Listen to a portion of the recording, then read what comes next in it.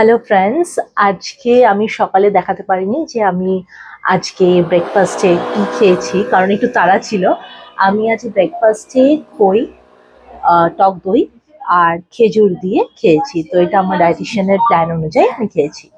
তবে আজকে আমি তোমাদেরকে একটা দারুণ জিনিস দেখাবো। তো রেডি হয়ে যাও, জিনিসটা দেখাচ্ছি। ওকে,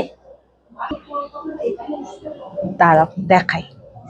আমার মায়ের খুব গাছের নেশা। তো মানে আমারও আছে, কিন্তু এখন যেহেতু মা আমার কাছে, তাই মাকে আমি বলি মা এটা করো ওটা করো, মাও মানে খুব এনার্জি পেয়ে যায়। মায়ের যতই শরীর খারাপ থাকুক, গাছ করার বেলায় মা খুব এনার্জি পায়। তো এইটা দেখো, জানলায় মা লাউ গাছ লাগিয়েছে। ওকে, তো লাউ গাছে কড়া এসেছে, এইটুকু গাছ, তার মধ্যে কড়া এসেছে, একটা আবার ঝুলে পড়েছে।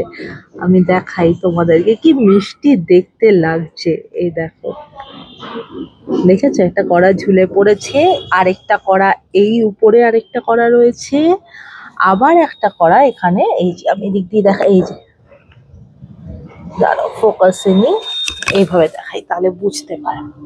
এই যে আরেকটা কড়া এখানে হয়েছে,